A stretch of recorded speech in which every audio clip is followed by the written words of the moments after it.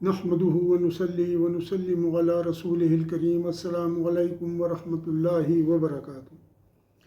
میں فقیر طارق محمود القاسمی نقشبندی۔ مارکیٹ میں بڑی دھوم دھام سے ایک پروپیگنڈا کیا جا رہا ہے کہ ترجمہ پڑھنا چاہیے اور ترجمہ پڑھ کے عالم بن جاؤ۔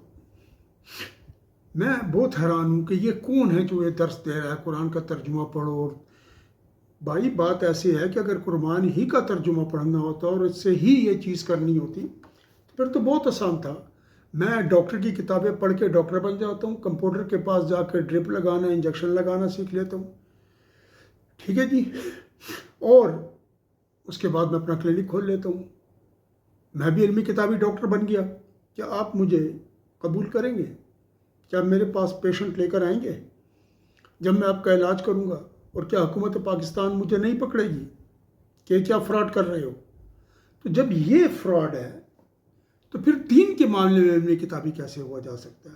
آپ اپنے بچوں کو کیوں نہیں اٹھاتے اسکولوں سے؟ اتنی ہزاروں روپے کی فیسیں کیوں دے رہے ہیں؟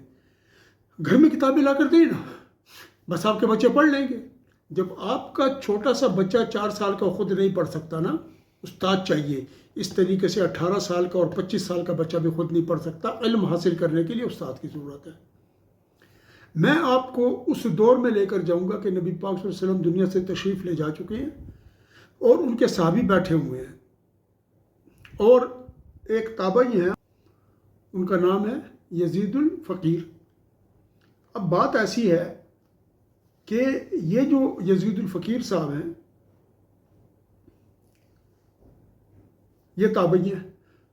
میں ان کے دور میں آپ کو لے کر جاؤں گا، لیکن اس سے پہلے 2 چیزیں میں آپ کو وہ بتا دوں۔ اب انجینئر جو علمی کتابی بن کے آیا ہے، اس نے جو علمی کتابی سی بات شروع کی ہے اور جو علم اس نے کہا کہ میں علمی کتابی ہوں اور میں یہ ہوں اور میں وہ ہوں، میں آپ سے ایک بہت چھوٹی سی بات پوچھتا ہوں۔ وہ یہ ہے کہ انجینئر نے جو علمی کتابی ہو کر جو علم سیکھا ہے نا، وہ کیا علم ہے؟ وہ یہ علم ہے کہ پیغمبر اپنا پیشاب نہیں روک سکتے۔ ایک علم یہ ہے کہ پیغمبر اپنا پیشاب نہیں روک سکتے۔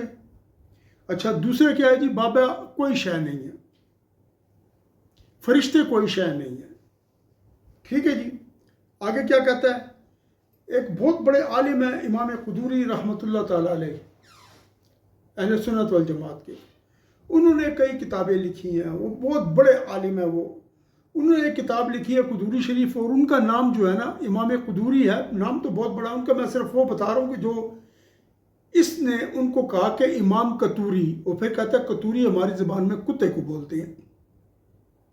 پھر اس نے کہا قدوری کو قدوری شریف کہتے ہیں ہم اس کو، کتاب ہے، فقہ کی کتاب ہے، اس میں اللہ کا نام ہے، رسول کا نام ہے۔ اس نے کہا قطوری شریف، یعنی اس میں اللہ رسول کا نام ہے، اس نے قطوری شریف کہا۔ اگر میں اس کی ماں کو قطوری اور اس کے باپ کو قطورہ کہوں تو what do you think؟ آپ کیا کہیں گے مجھے کہ میں نے ٹھیک کام کیا ہے؟ بات یہ ہے نا، آپ بھی اپنی عقل کو ذرا استعمال کریں، آپ بھی دیکھیں کہ ہو کیا رہا ہے۔ اچھا، اب اس کے بعد یہ کیا کرتا ہے جی؟ آگے کیا کہتا ہے؟ نبی علیہ السلام کو کہتا ہے چھوکرا۔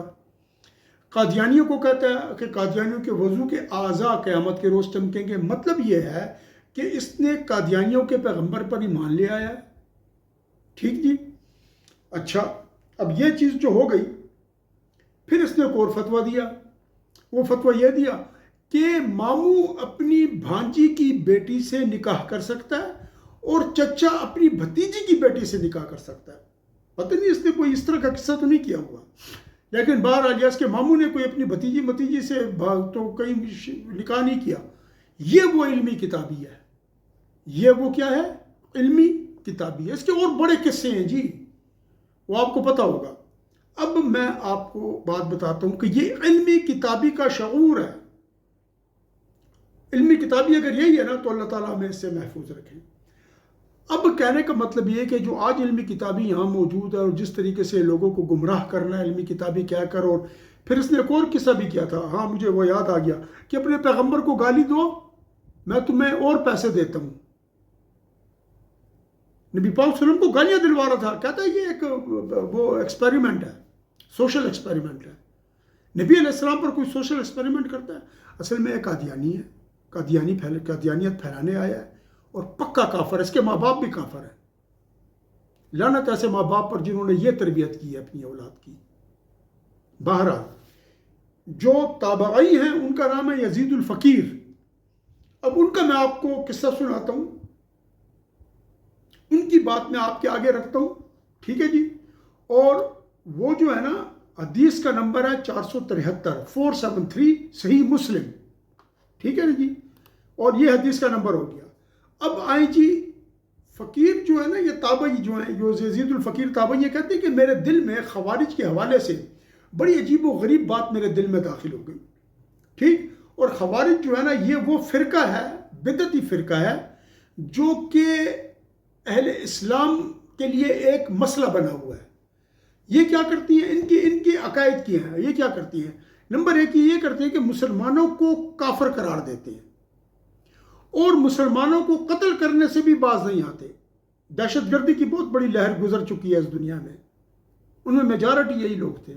انجینئر محمد علی مرزا ان کے طریقے پر عمل کر رہا ہے خوارج کے، کیونکہ یہ روافظ کے عقائد بھی اس نے لیے ہیں، خوارج کے بھی لیے ہیں، اس نے قادیانیوں کے بھی لیے ہیں. اچھا، پھر یہ کیا کہتا ہے، پھر یہ کہتا ہے کہ عبادت میں، یہ خوارج عبادت میں، نماز میں، روزے میں بہت زیادہ آگے ہیں ہم سے.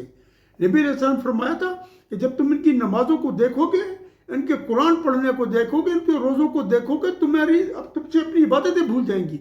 اور فرمایا تھا کہ ان کے حلق سے قرآن ان کے حلق سے نیچے نہیں اترے گا، اور دین سے ایسے نکل جائیں گے جس طرح شکار سے تیر نکل جاتا ہے. ٹھیک جی. اور ان کے اقوال میں سے یہ بھی ہے، ان کے عقیدے میں سے یہ ہے کہ جو کبیرہ گناہ کرنے والے ہیں وہ ہمیشہ دوزخ میں رہیں گے اور اس میں سے کبھی بھی نہیں نکلیں گے، باوجود اس کے کہ وہ موحد ہوں گے، وہ موحد ہوں گے. یہی کام انجینئر مرزا کرتا ہے. جتنی بھی آیات ہیں کفار پر جو لگ رہی ہیں وہ ہم پر لگا دیتا ہے، اہل سنت والجماعت پر، جبکہ ہمارے جو عقائد ہیں، حدیث کی کتابیں اور قرآن بھرا ہوا ہے اس سے. اچھا، اور یہ مذہب باطل ہے جو ان کا ہے، مخالف ہے کس چیز کے، کتاب و سنت کی جو نصوص ہے اس کے مخالف ہے. تو یزید الفقیر صاحب اور ایک جماعت کثیر ان کے ساتھ تھی، یہ اپنے وطن کوفہ سے نکلے تاکہ حج کریں. اب یہ حج کے لیے چل پڑے. تو ان کا ارادہ یہ تھا کہ ہم پہلے حج کریں گے اور پھر ہم نکلیں گے، لوگوں کے پاس جائیں گے اور ان کو خارجی مذہب کی تبلیغ کریں گے. یعنی جس کی آج کل انجینئر کر رہا ہے، انجینئر 3 مذہبوں کی تبلیغ کر رہا ہے. اس کے پاس 3 مذاہب کے عقائد ہیں، روافظ کے عقائد ہیں، قادیانیوں کے عقائد ہیں، اور اس کے پاس خوارج کے عقائد ہیں. یہ کہتا ہے خوارج کے عقائد جو ہے نا، یہ کہتا ہے کہ محمد بن عبد الوہاب نجدی میرا پیر استاد ہے. تو جب مدینہ کے پاس پہنچے تو انہوں نے دیکھا کہ جابر بن عبداللہ رضی اللہ تعالیٰ عنہ جو ہیں وہ تشریف فرما ہیں، اور ایک ستون کے ساتھ انہوں نے ٹیک لگایا ہوا ہے، اور وہ جو ہے تو لوگوں کو نبی پاک صلی اللہ علیہ وسلم کی احادیث بیان کر رہے ہیں، اور اس میں ذکر جو ہے جہنمی لوگوں کا ذکر ہو رہا ہے. اور وہ لوگ ہیں کہ جو وہ مصحاب جہنم، یعنی وہ لوگ ہیں جہنم کے جو کہ پہلی دفعہ اپنے گناہوں کی وجہ سے داخل ہو جائیں گے جہنم میں، پھر ان کو سزا ملنے کے بعد وہ جہنم سے باہر آ جائیں گے، اور اللہ تعالیٰ ان کو اپنی رحمت سے جنت میں داخل کر دے گا. لیکن وہ اہل جنت سے کم درجے کی جو مقام ہے اس میں ہوں گے. تو یزید الفقیر نے جابر رضی اللہ تعالیٰ عنہ سے یہ سوال کیا حیران ہو کر، اور ان کی جو حدیث وہ سنا رہے تھے مستنکرن، یعنی اس کا وہ منکر تھا، انکار کرتے ہوئے کہ یہ کیا کہہ رہے ہیں آپ، کہ یہ آپ کیا کہہ رہے ہیں، یہ آپ کیا بیان کر رہے ہیں. اور اللہ تعالیٰ فرماتے ہیں اِنَّكَ مَن تُدْخِلِ النَّارَ فَقَدْ أَخْزَيْتَهُ. یہ آل عمران کی سورت، آل عمران کی آیت نمبر 192 ہے، 192، یعنی کہ جس کو بھی دوزخ میں داخل کر دیا گیا وہ ذلیل ہو گیا، اس کی توہین ہو گئی، وہ تو بڑے برے حال میں ہوگا وہاں پر. اللہ تعالیٰ تو یہ فرماتے ہیں وَيَقُولُ أَيْضًا، اور اللہ یہ بھی فرماتے ہیں كُلَّمَا أَرَادُوا أَن يَخْرُجُوا مِنْهَا أُعِيدُوا فِيهَا. یہ سورہ سجدہ کی آیت نمبر جو ہے تو 20 ہے، کہ جب بھی وہ ارادہ کریں گے کہ اس دوزخ سے نکل جائیں، اس دوزخ سے باہر چلے جائیں، تو کیا ہوگا، یہ ہوگا کہ ان کو اس میں واپس بھیج دیا جائے گا. فَكَأَنَّهُ ظَهَرَ لَهُ تَعَارُضٌ بَيْنَ الْقُرْآنِ وَبَيْنَ مَا يَرْوِيهِ جَابِرٌ رَضِيَ اللَّهُ تَعَالَى عَنْهُ. یہ جو تابعی تھے جن کا نام یزید الفقیر تھا، تو ان کو جو ہے نا تو یہ تعارض ظاہر ہوا کہ جو حضرت جابر رضی اللہ تعالیٰ عنہ حدیث سنا رہے ہیں اور قرآن میں جو کچھ لکھا ہوا ہے تو آپس میں متعارض ہیں.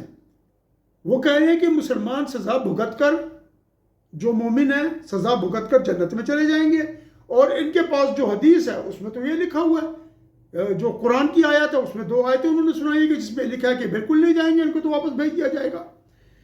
تو انہوں نے پھر کہا کہ جی یہ تو بالکل جو آپ سنا رہے ہیں اور جو آیتیں ہیں یہ تو بالکل جو ہے ان میں معارض ہے، تعارض ہے، کہ یہ آیتیں تو اس بات پر دلالت کر رہی ہیں کہ جو دوزخ میں چلا جائے گا وہ ہمیشہ کے لیے اس میں رہے گا، اور وہ اثبات شفاعت فرما رہے تھے جابر رضی اللہ تعالیٰ عنہ۔ تو جابر رضی اللہ تعالیٰ عنہ نے کیا کیا کہ ان سے پوچھا، حضرت یزید فقیر سے، یزید الفقیر سے پوچھا کہ تم قرآن پڑھتے ہو؟ اس نے کہا ہاں میں پڑھتا ہوں۔ پھر سوال کیا کیا تم نے مقام محمد صلی اللہ علیہ وآلہ وسلم کے بارے میں سنا ہے کہ جس پہ اللہ تعالیٰ ان کو مبعوث فرمائیں گے، جو اللہ تعالیٰ ان کو عطا فرمائیں گے، جس طرح اللہ تعالیٰ نے ان سے وعدہ کیا ہے، اور اللہ کا وعدہ بالکل حق اور سچ ہے۔ اور پھر انہوں نے وہ آیت پڑھی، عسیٰ ان یبعثک ربک مقاما محمودا، قریب ہے کہ آپ کا رب آپ کو مقام محمود عطا فرمائے، سورۃ الاسراء آیت نمبر 79۔ یعنی آپ کے لیے اور یہ مقام محمود ہے، یہ کیا ہے جی؟ یہ کیا ہے؟ یہ جو ہے مقام شفاعت عظمیٰ ہے جو نبی پاک صلی اللہ علیہ وسلم کو دیا جائے گا۔ تو حضرت جابر رضی اللہ تعالیٰ عنہ نے ان کو بتایا کہ جب تم نے یہ پڑھا ہے تو اس کا مطلب یہ ہے کہ شفاعت جو ہے، یہ مقام محمود جو ہے، یہ نبی علیہ السلام کی شفاعت عظمیٰ کا مقام ہے قیامت کے روز جو ان کو عطا کیا جائے گا۔ اور اللہ تعالیٰ اس مقام کی برکت سے جو ان کو عطا کیا جائے گا، اور نبی علیہ السلام جب شفاعت فرمائیں گے تو جس کو چاہے گا اس کو دوزخ سے نکال دے گا، اور جب ان کو جنت میں داخل کریں گے تو ان کی صورت کیا ہوگی جب ان کو دوزخ سے نکالا جائے گا؟ جس طرح 2 ستون لکڑی کے ہوں، 2 تنے ہوں لکڑی کے، اور ان کو آپ جلا دیں، کوئلے کی طرح ہو جائیں وہ آگ میں رکھ کے، یا کسی بھی طریق پر وہ کوئلے کی طرح ہو جائے، اس طرح ان کی کیفیت ہوگی۔ تو جب اس طرح کیفیت ہوگی تو ان کو وہاں سے نکالا جائے گا، اور پھر ان کو جنت کی ایک نہر میں ان کو غوطہ دیا جائے گا۔ جب جنت کی نہر میں ان کو غوطہ دیں گے تو اس طرح نکلیں گے جس طرح بالکل سفید کاغذ ہوتا ہے۔ اس سے اس لیے تشبیہ دی ہے کہ ان کے غسل دینے کے بعد وہ ایسے پاک و صاف ہو جائیں گے جس طریقے سے ایک سفید کاغذ ہوتا ہے، ٹھیک ہے نا، جس طرح کہ وہ پاک اور صاف ہو جاتا ہے۔ اور اسی طریقے سے روایات میں آیا بھی ہے۔ پھر انہوں نے کہا وَيَحْكِي يَزِيدُ أَنَّهُمْ لَمْ يَظَنُّوا بِجَابِرٍ رضی اللہ عنہ الْكَذِبَ، کہتے ہیں جب جابر رضی اللہ تعالیٰ نے یہ بات سنائی تو اللہ تعالیٰ کی ہدایت ان کی طرف آ گئی۔ حضرت جناب جو یزید الفقیر ہیں کہتے ہیں کہ پھر ہمارے دل میں ایک گمان گزرا کہ یہ تو ہو نہیں سکتا کہ حضرت جابر رضی اللہ تعالیٰ نے جو ہے نا وہ اس طرح کا جھوٹ بولیں نبی علیہ السلام پر، ٹھیک ہے نا۔ تو انہوں نے کیا کیا، وہ کہتے ہیں کہ ہم جب واپس ہوئے نا وہاں سے اپنے اس کی طرف، وطن کی طرف، تو کہتے ہیں ہم خوارج کے عقیدے سے پلٹ چکے تھے، ہم نے خوارج کا یہ عقیدہ چھوڑ دیا تھا اور ہم نے اس سے توبہ کر لی تھی، سوائے ایک بندے کے جو ان کے ساتھ تھا اس نے یہ کام نہیں کیا تھا۔ اب میں آپ کو آگے سناتا ہوں کہ اس کا کیا ہوا ہے۔ یہ حدیث شریف میں نے ماں تشریح کی آپ کو سنائی ہے، حدیث شریف بما تشریح کی آپ کو سنائی ہے۔ حدیث ذرا چھوٹی ہے لیکن میں نے پوری تشریح کر دی کہ آپ کو یاد رہے۔ اب انجینئر محمد علی مرزا جو علمی کتابی ہے، اس وقت لوگ بیٹھے تھے جنہوں نے یزید الفقیر کو گمراہ کر دیا تھا، تابعی ہیں، یہ صحابہ کی موجودگی میں گناہ گار کر دین سے ہٹا دیا، کہ وہ جب مدینہ منورہ شریف پہنچتی ہیں جابر بن عبداللہ رضی اللہ تعالیٰ عنہ کو دیکھتے ہیں تو کہتے ہیں کہ جی یہ آپ کیا کر رہے ہیں؟ باقاعدہ قرآن کی آیات پیش کر کر ان کی حدیث کو جھٹلایا، ان کا انکار کیا، جس طرح یہ ہمارے علماء کا انکار کرتا ہے، امام اعظم ابو حنیفہ کا، امام قدوری کو قطوری کہتا ہے، قدوری شریف کو قطوری شریف کہتا ہے کہ قادیانیوں کے اعضاء چمکیں گے، کتنی خوبصورت انداز میں کرتا ہے نا یہ سب کچھ۔ اس طریقے سے انہوں نے کیا تھا۔ اس زمانے میں وہ لوگ تھے اور وہ لوگ بڑے ذہین تھے، عرب کے لوگ، ان میں جو خوارج تھے ان کے ذہن بڑے تیز تھے، وہ یہ کام کرتے تھے۔ آج یہود و نصارہ اور ہنود نے تراجم میں تبدیلی کی ہے۔ دیکھیں یہ جو قادیانی فرقہ ہے کہاں، قادیانی جو یہ بد مذہب لوگ ہیں، یہ جو لعنتی لوگ ہیں، یہ کہاں بنے ہیں؟ ہندوستان میں۔ کس نے بنایا؟ انگریز نے۔ انگریز نے اور بڑی چیزیں بنائی ہیں یہاں پر۔ ہمفرے کے اعتراف پڑھیں، ایک کتاب ہے ہمفرے کے اعترافات، اس میں آپ کو پتہ چل جائے گا۔ اسلام کو تباہ کرنے کے لیے نبی علیہ السلام کا عشق نکالا جا رہا ہے، اس نے یہ کام کر دیا نا۔ یہ کیا کہہ رہا ہے ترجمہ پڑھو. انجینئر محمد علی مرزا، ساحل ادیم. انگریز مسلمان ہو گئے، ترجمہ پڑھ کے اور پاکستانی گمراہ ہو جاتے ہیں، خود گمراہ ہوں گے. یہ کیا تھا؟ ابھی آپ کو میں نے سنایا، حدیث کا نمبر بتا دیا، سب کچھ بتا دیا مسلم شریف سے، آپ کو میں نے سنا دیا. کس طرح گمراہ ہوا کہ اس نے پھر توبہ کی. جب جابر بن عبداللہ رضی اللہ تعالیٰ عنہ کو بتایا کہ اس طرح نہیں ہے، انہوں نے توبہ کی. آج جو قرآن کا ترجمہ پڑھ رہا ہے وہ ترجمہ کس کا ہے؟ معتزلہ کا ترجمہ موجود ہے، اہل حدیث کا ترجمہ موجود ہے، وہابی ان کا ترجمہ موجود ہے، قادیانیوں کا ترجمہ موجود ہے، خوارج کا ترجمہ موجود ہے. کتنے لوگ آئے ہوئے ہیں. اچھا، پھر ہر ایک کے اندر اپنی مرضی کی چیزیں داخل کی گئی ہیں، اپنی مرضی کے تراجم کیے گئے ہیں. اور طریقہ واردات ان کا کیا ہے؟ یہ صوفیاء کو اور علماء اہل سنت والجماعت کو گالیاں دیتے ہیں، ان کو بابے شابے کہہ کر اور لوگوں کو گمراہ کرتے ہیں، اور اس کے بعد ان کو اپنی مرضی پر ڈھال لیتے ہیں. اب آپ مجھے بتائیں کہ آپ کس کا ترجمہ پڑھیں گے؟ پرویزی کا ترجمہ علیحدہ سے. پرویزی نے ملائکہ کو، اللہ کی مخلوق ہے نورانی، وہ کہتا ہے نہیں یہ مخلوق نہیں ہے، یہ الیکٹریکل فورسز ہیں اینڈ پرفارم سرٹن ایکشنز. اب مجھے آپ بتائیں کہ کس طرح فورسز ہیں بھائی؟ ان کے تو پر ہیں، اڑتے ہیں، زمین پر اترتے ہیں، اوپر جاتے ہیں، اللہ تعالیٰ کی نوری مخلوق ہے، سجدہ کرتے ہیں. کیا الیکٹرک کرنٹ سجدہ کرے گا اللہ کو؟ کیا الیکٹرک کرنٹ اللہ کا ذکر کرے گا؟ یہ وہ حیرت انگیز چیزیں. اس طرح معتزلہ، وہ کہتے ہیں گناہ کبیرہ والا جو ہے تو ہمیشہ کے لیے دوزخ میں ہے. میں کسی دن معتزلہ کے عقائد پر بناؤں گا تو آپ کو پھر میں بتاؤں گا کہ کس طریقے سے ان کو ہمارے علماء نے گھیرا ہے. انجینئر محمد علی مرزا ایک قادیانی انسان ہے،